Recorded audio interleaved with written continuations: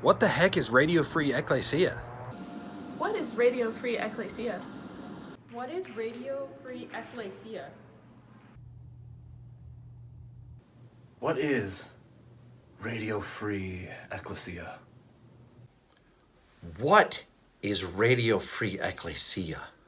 Sam, what is Radio Free Ecclesia? I don't care. Not even a little? What is Radio Free Ecclesia? What is Radio Free Ecclesia? Just answer the question! All right, here it is. Attention, attention. Stay tuned for an incoming transmission. This is Radio Free Ecclesia, the pirate radio broadcast to the citizens of God's kingdom living in enemy-occupied territory.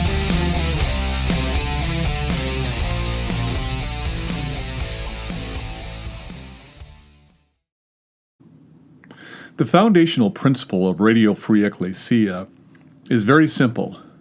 Jesus is Lord. Now that confession is a commitment to allegiance. It's a statement or a pledge of allegiance to Jesus as King. That allegiance brings with it a citizenship in God's kingdom, the kingdom of heaven. This is the gospel, the good news. When Jesus went around preaching the good news, he went around preaching the kingdom of God, the kingdom of heaven.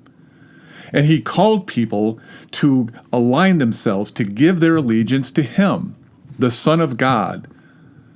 And this was the way that the early church understood their commitment to Jesus, that to embrace Jesus as Lord, as the risen Christ, the Son of God, is to commit to him as God's designated representative of his kingdom. Jesus, as Paul says in Romans 1, who was descended from David according to the flesh, but designated Son of God by the resurrection from the dead.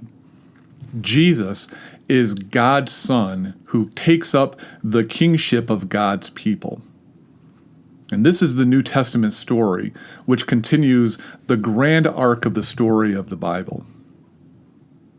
Reflecting on Israel's state when Jesus came and took up the kingship, I think will help us to understand our own situation as citizens of God's kingdom. When Jesus came, Israel was living still in the effects of her exile. As many of you know the Bible story, because of Israel's sin, her unfaithfulness to the covenant, God allowed Israel to be overcome by her enemies. Israel was conquered by the Babylonians, and many of its people were taken into captivity into Babylon. And this happened hundreds of years before the time of Jesus. The Babylonians were eventually conquered by the Persians by the Greeks, and the Greeks by the Romans. But during that entire time, Israel no longer enjoyed freedom and autonomy. Israel lived under foreign occupation. And when Jesus came, that foreign occupation was still continuing. When Jesus came, Israelites were hoping and praying and dreaming of a time when God would send his Messiah, the deliverer, to throw off this occupation and reestablish their independence and their freedom. They were looking forward to the restoration of the Davidic monarchy when God would raise up an heir of David who would take up his throne in Jerusalem and lead them in victory over their enemies. Jesus was the fulfillment of all these hopes and dreams. Jesus was the heir of David according to the flesh. Jesus was the fulfillment of the promised Messiah that God said he would send to Israel. Jesus even went beyond this. As the Son of God, Jesus reestablished God's original plan of God himself being Israel's king. And so God fulfilled all the promises to David. He fulfilled all the prophecies and even took Israel back to getting them where they were supposed to be in the beginning by reestablishing his reign over them. But God did something completely unexpected. Jesus did not take up a throne in Jerusalem. Jesus did not overcome the Romans and reestablish Israel's autonomy, at least in a geopolitical sense. Jesus established the kingdom and took up the throne. But he was also betrayed by his people, handed over to the Romans, who crucified him. Now, God raised Jesus from the dead, but Jesus didn't go to Jerusalem and raise up an army or take up a throne. He ascended into heaven, where he now sits at the right hand of the Father. And he will continue to sit there until he brings all his enemies into submission under his feet. Jesus is going to bring down the nations and the powers of this earth, because those nations are continuing a rogue occupation of God's good creation. The earth is God's. The earth is the sphere in which God reigns supreme. But his earth is currently experiencing a rogue occupation.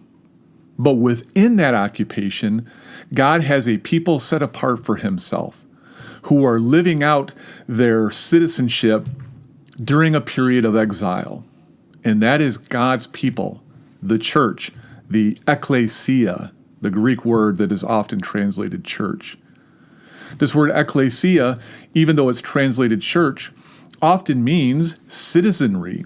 And this is how people would have understood it in New Testament times, that frequently that term was used to designate the citizenry of a city or a region. And I think this helps us to understand our place in this world today. This earth is God's. He is the one who rules over it. But right now, this world is under a rogue occupation. And God has left this world, left behind in this world, a citizenry whose job it is to represent him to this world as ambassadors, people living in exile, longing for and waiting for God to bring to fulfillment the renewal of this earth that we will get to enjoy when Jesus comes back and brings the kingdom in its fullness. In the meantime, we have to continue to live under these rogue powers until Jesus brings them into submission. And so we have to see ourselves as aliens, as exiles, as foreigners living in enemy-occupied territory. But people with a mission to be ambassadors, calling people to renounce those powers and embrace Christ as King and citizenship in his kingdom. Not long ago, I was reflecting on this idea that we are citizens living in foreign occupied territory under a rogue regime. And it took me back to a movie I remember from when I was a kid, when I was a teenager back in the 80s. Some of you may have seen this movie or remember it. A movie called Red Dawn. And I was thinking about how, in many ways, the story of that movie is parallel to our experience as citizens of God's kingdom living in this earth. In that movie, the United States was invaded by the Russians, and they ended up occupying a large section of the United States. And the movie centers around a town that's under this Russian occupation. And some young people from that town make it out into the woods and hide out and begin a resistance effort against these rogue occupiers. And the thing that stood out to me from this movie was this scene where they're sitting around a campfire listening to a radio transmission called Radio Free America. And in this transmission, they're getting an encouragement and comfort during this time period, as well as instructions on how they can continue to engage in this resistance. And I thought to myself, what a great idea that is. That as Christians, we need encouragement sometimes. We need instruction sometimes. And God has given that to us in the form of his word. He teaches us how to live out our time of exile and to live out our citizenship in this world so that we can fulfill our mission as his ambassadors to the people who are living in bondage to the darkness of this world. And this motif is not unique to that particular movie. You see it in a movie like The Matrix, where Morpheus explains to Neo that their ship is the place from which they broadcast their pirate broadcast to the people who are in the Matrix. Another TV show that's fairly recent, a show called The Man in the High Castle. You have a man there who, again, creates movies that are meant to inspire people who are living during an occupation in Nazi-occupied America in this alternative reality. And so this is a motif you see over and over again in movies and TV shows. And I thought, that's a great way of thinking about our place and really what I think I want to do with this broadcast. I want to be a voice of encouragement and strengthening and comforting to people who are living out a time of exile. We Christians who confess Christ as Lord, who confess him as King, and who have given our allegiance to him and to him alone. I want to be a voice of strengthening and encouraging and comfort to you. And so this broadcast, this YouTube channel, is going to be dedicated to thinking in terms of kingdom citizenship.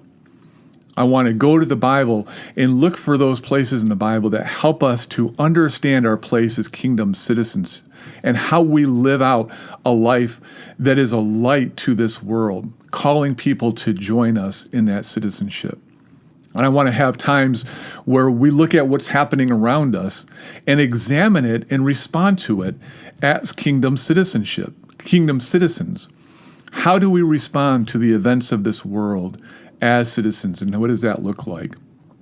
And so that's my plan for this broadcast, to talk about what the Bible has to say about kingdom citizenship and to then apply that to our lives and to respond to the things happening around us from a citizen perspective. I hope that in the weeks and months and maybe even years to come, that this broadcast encourages you, strengthens you, and comforts you. And I ask you to interact with me through the comments on YouTube, through email. You can email me at radiofreeecclesia@gmail.com. Let's have a conversation. Let's try to understand this together. I hope that this is something that is valuable to you, that is transformative and encouraging.